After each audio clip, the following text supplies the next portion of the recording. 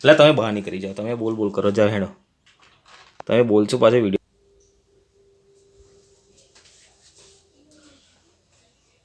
Hello students,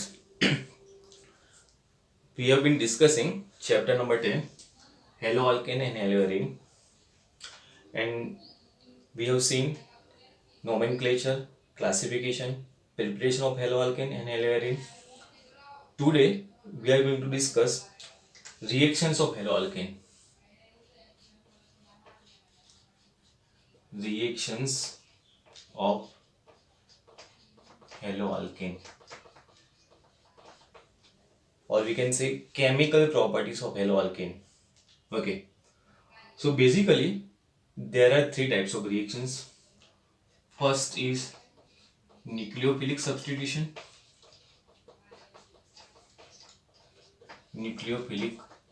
substitution. Second reaction is elimination reaction.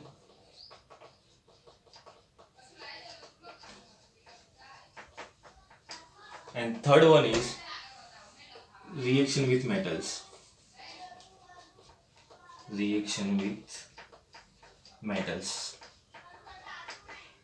So there are three types of reactions for haloalkane: nucleophilic substitution, elimination reaction, and reaction with metals. Today we are going to discuss nucleophilic substitution reaction. So today the topic is nucleophilic substitution reaction. Okay.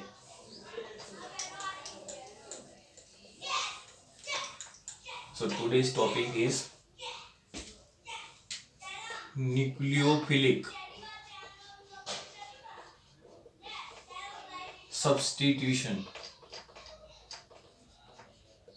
reaction. Okay. Now, what is nucleophilic substitution reaction? So for that, we need to understand the word nucleophile. So what is nucleophile? The word consists of two words, nucleo plus phile. Nucleo means nucleus, positive charge. Phile means loving, attracting. So those compounds which are nucleus loving, positive charge loving, are known as nucleophiles. That is already discussed in standard 11, which means nucleus loving molecules, positive charge loving molecules are nucleophile. So it is positive charge loving, so it must have negative charge, or it can be neutral. So those negative charge compounds which can attract nucleus are known as nucleophiles.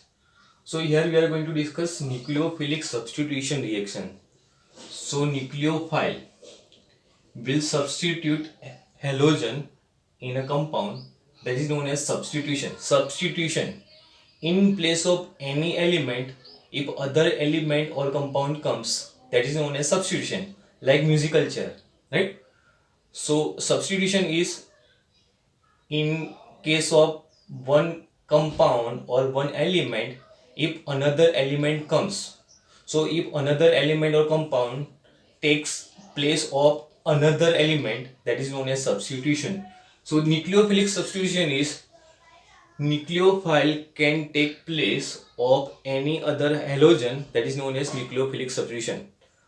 Let us understand this by one example. Okay.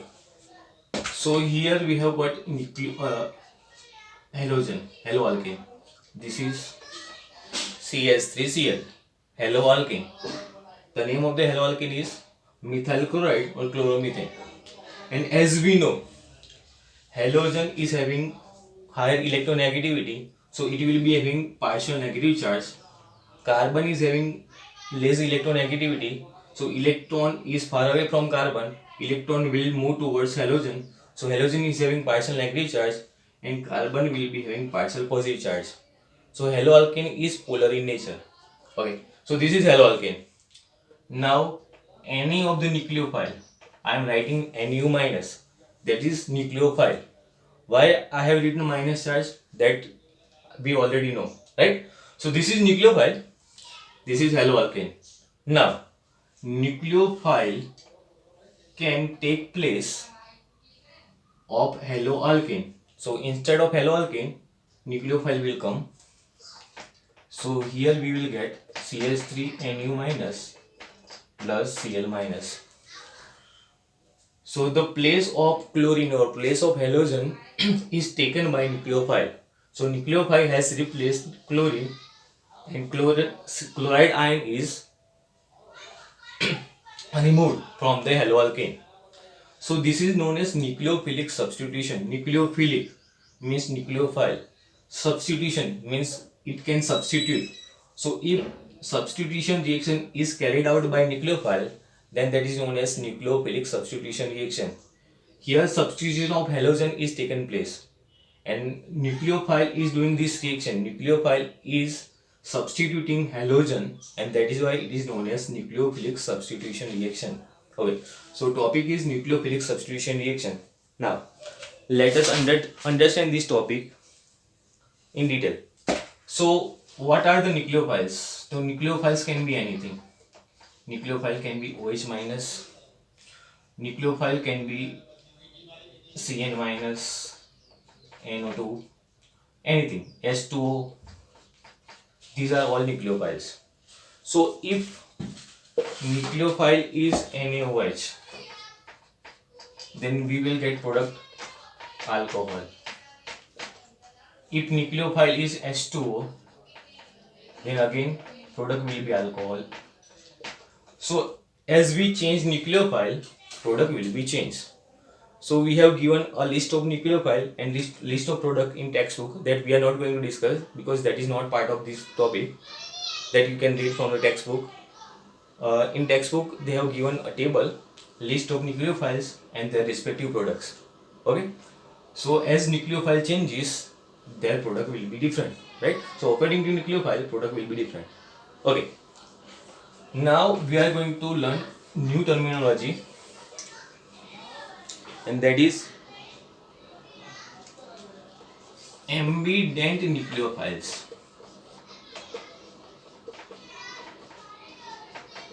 Ambident nucleophile. Okay, so basically there are two types of functional group which are ambident nucleophile. So what is ambident? So ambident is those compounds or those functional group which can attach with another alkyl group or another compound at two position. For example, C and cyanide group is there, right? So cyanide group can attach with carbon with alkyl group, or cyanide group can attach with nitrogen with alkyl group. So for cyanide group there are two possibilities. Cyanide group can attach with alkyl group by carbon, or cyanide group can attach with alkyl group by nitrogen. So cyanide group, carbon can be used to attach with alkyl group, or nitrogen can be used to attach with alkyl group. And likewise we will get different product. Like if carbon is directly attached with alkyl group, then we can get cyanide. If nitrogen is directly attached with alkyl group, then that is known as isocyanide. So those functional groups, they can attach with different atoms with alkyl groups or with any other compound. They are known as ambident. They are having two possibilities to attach with alkyl groups. Like cyanide group can attach with carbon, or cyanide group can attach with nitrogen. Okay. Same way, we have got another functional group that can act as ambident nucleophile, and that group is nitro group. So there are two possibilities. If nitro group attached with alkyl group via oxygen or by oxygen, it will be nitrite, or nitro group can attach dialectically with nitrogen, then it will be nitro, right? So there are two functional groups which are ambient, cyanide and nitro. For nitro group, if oxygen is directly attached with alkyl, then that is nitrite. If nitrogen is directly attached with alkyl, then that is nitro. So those functional groups which are having capacities to attach with alkyl group via different atoms, that functional groups are known as ambient nucleophiles. Okay. So cyanides and nitro are two functional groups which are ambient. Okay. Now we'll see mechanism of nucleophile substitution reaction. Mechanism.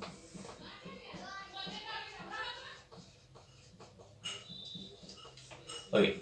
Now before starting mechanism, nucleophilic substitution reaction are of two types. SN1 and SN2. Okay. Now what is SN1 and SN2? SN1 means substitution nucleophilic unimolecular. Substitution nucleophilic bimolecular. Now what does it mean? So these are the types of nucleophilic substitution reaction. If the rate of the reaction depends on only one compound or one reagent, then that is SN1. If rate of the reaction depends on two compounds or two reactants, then that is known as SN2. So these are the types of nucleophilic substitution reaction. Substitution nucleophilic unimolecular, that depends, the rate of that reaction depends on only one reactant or one compound. Substitution nucleophilic bimolecular, it means the rate of this reaction depends on two reactants or two molecules. Okay, but today we are going to discuss SN2. SN1 will be discussed in next video. Okay, so we'll discuss SN2. Nucleophilic substitution reaction 2. Nucleophilic substitution nucleophilic bimolecular, which means rate of the reaction depends on two reactants. Rate depends on two reactants, and which are these? Okay, now we will discuss mechanism so we can understand which are two reactants. Okay, so one is haloalkane, for example chloromethane, and another one is nucleophile. So the rate of the reaction depends on haloalkane as well as nucleophile, these two reactions. That is why that is known as SN2. In SN2 reaction, the rate of the reaction depends on two reactants, and which are these? So they are haloalkane and nucleophile. So rate of reaction depends on haloalkane as well as nucleophile. That is why it is known as SN2 bimolecular. Substitution nucleophilic bimolecular reaction. Bimolecular, which means two molecules, two reactants. Rate of the reaction depends on two reactants. That is why it is known as bimolecular or SN2. Okay. So rate of the reaction depends on haloalkane as well as nucleophile. Okay. Now how reaction is going to take place? So we'll write CH3Cl like this.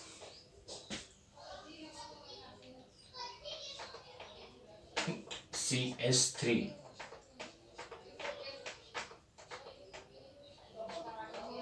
Cl. This is chloromethane. Here positive charge is there, partial positive charge, here partial negative charge, and this is nucleophile. Okay. Now, nucleophile is having negative charge, carbon is having partial positive charge. So there will be attraction between nucleophile and positive charge. So nucleophile will bind with carbon.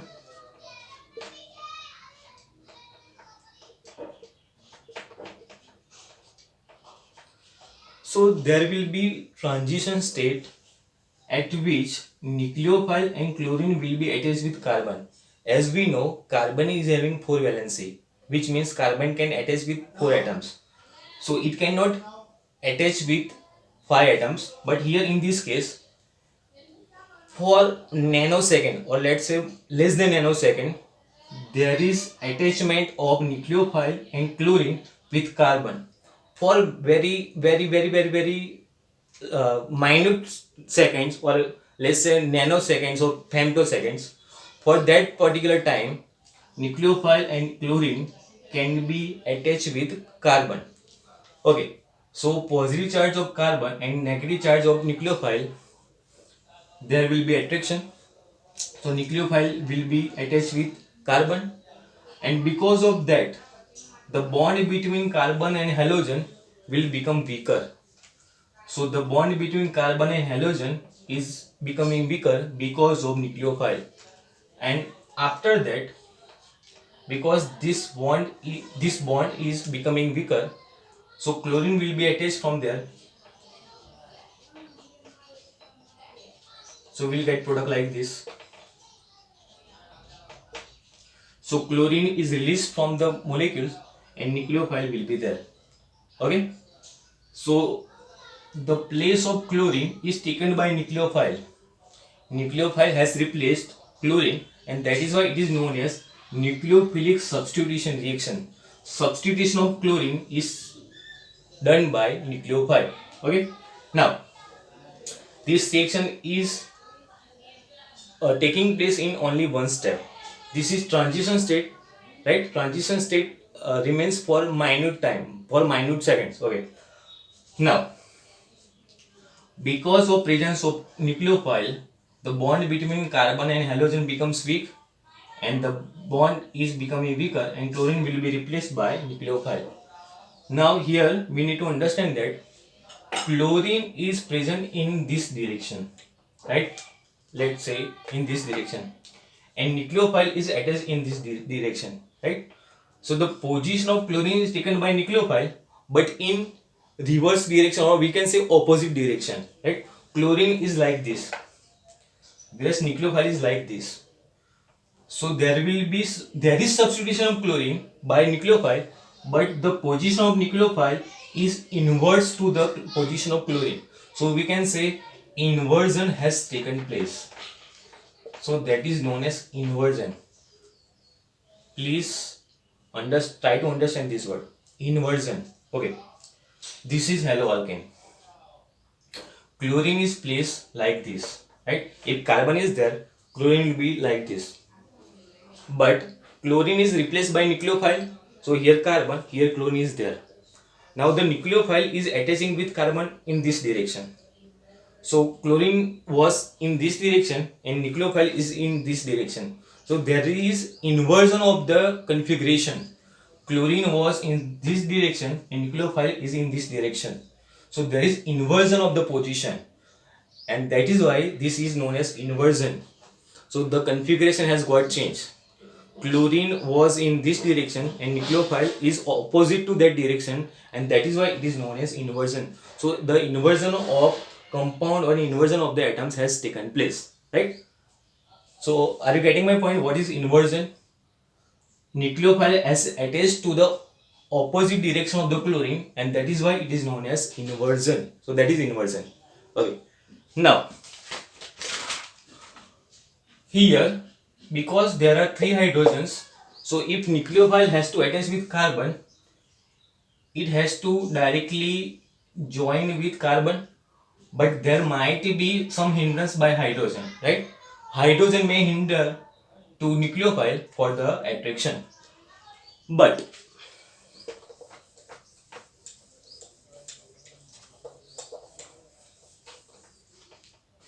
for example, here hydrogen, hydrogen and hydrogen is there, hydrogen is there. So nucleophile can directly attack carbon. But what about secondary or tertiary molecules? For example, if secondary molecule is there, then here another CH3 group is there and hydrogen is there. This is nucleophile.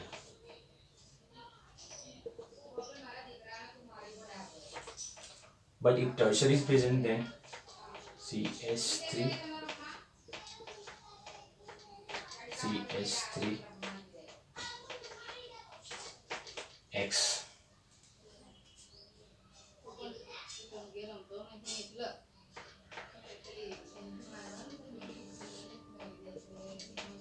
Okay, try to understand this point. This is primary haloalkane. This is secondary haloalkane. And this is tertiary haloalkane. This is tertiary haloalkane.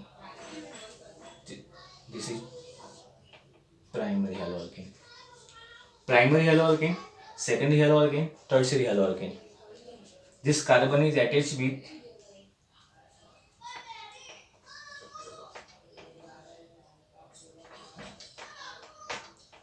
another 3 carbon. So this is tertiary haloalkane.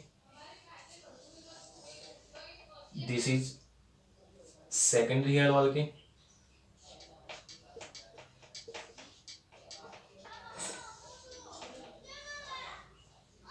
And this is tertiary haloalkane.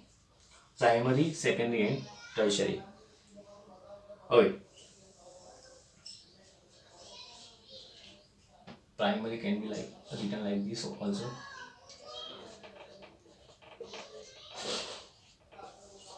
Okay. Now, if nucleophile has to attack on carbon, so here only one alkyl group will hinder nucleophile. Here 2 alkyl group is there. Here 3 alkyl groups are there. So as the number of alkyl group increases, there will be more hindrance for that carbon to get attacked by nucleophile. So here attack of nucleophile to that particular carbon is hindered by alkyl group, because alkyl groups are bulky, they are heavy. So they will mask the carbon, right? So for attacking nucleophile to that carbon is becoming difficult. So as the number of alkyl group increases, there will be more hindrance for nucleophile to attack, right? So here nucleophile can directly attack with carbon because there is only one alkyl group that may hinder, but not that much. Here 2 alkyl groups are there. So 2 bulky alkyl groups are there. They may hinder nucleophile to attack on that particular carbon. Here 3 alkyl groups are there. So they will mask the carbon. So for nucleophile to attack on carbon is becoming difficult. So as the number of alkyl group increases, so in case of primary, 1 alkyl group is there. In case of secondary, 2 alkyl group is there. In case of tertiary, 3 alkyl groups are there. So as the number of alkyl group increases, the rate of reaction decreases because of the hindrance of these alkyl groups. So we can say that for SN2 reaction, the rate of the reaction is primary is more reactive than secondary and secondary is more reactive than tertiary. Remember this. The rate of the reaction for SN2 reaction is in the order of primary is more reactive than secondary and secondary is more reactive than tertiary. The reason is, as in case of primary only 1 alkyl group is there, in case of secondary there are 2 alkyl groups, in case of tertiary there are 3 alkyl groups, and as the number of alkyl group increases, there will be more hindrance for that carbon to get attacked by nucleophile. So nucleophile cannot attack carbon easily because these alkyl groups can hinder the nucleophile. So these alkyl groups can hinder carbon to get attacked by nucleophile, so that as the number of alkyl group increases, there will be more hinders and the rate of reaction decreases, and because of that tertiary is less reactive whereas primary is more reactive. So the number of alkyl group may hinder the nucleophile to attack. So the number of alkyl group increases, the rate of reaction decreases. Okay.